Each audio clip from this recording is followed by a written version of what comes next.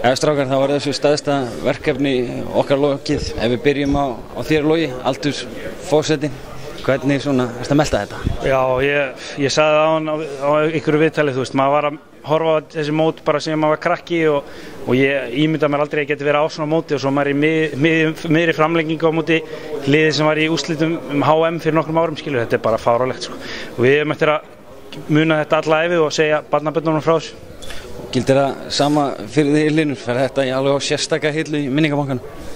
Þetta fer mjög ofalega, veist, og ég held bara, ég held ég mun aldrei gleyma þessu, þessari viku, og þetta er svona algjör hápunktur, veist, og fyrir mér snýst svona þessi ferill það, við erum mikið að safna góðum minningum með góðu fólki og góðum félögum og fá að spila svona mót, veist, ekki í Þýskalandi, þess gera þetta svo óbúrslega vel, stemningin alveg, veist, óliðsennilegt, þetta er minning bara fyrir lífstíð.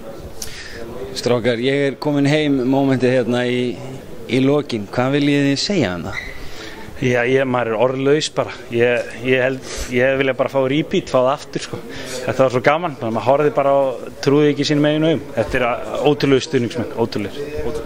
Hlynur, þið Hólmar eru nú frægir fyrir að gera hjálmalagið, já, svona hálfgerðu sportlagi, sko. Gunnar Nelson tók það upp eftir ykkur. Er Óðinn Valdimars að verða svolítið sportisti líka?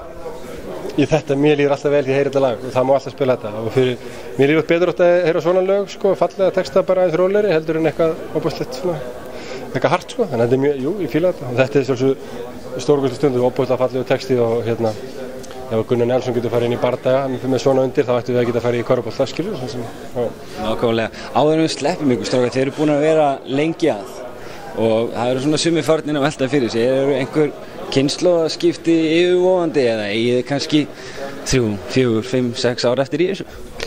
Ég veit ekki, ég sagði nú við Hlyn bara í gær, ef við ekki að sjá hvernig riðlarnir verða næst. Okkur langar að fara aftur og fá aðeins betri riðil hérna heldur en á móti þessum risum. En hérna, við höldum því opni bara, allan að ég. Ertu með dópillinu?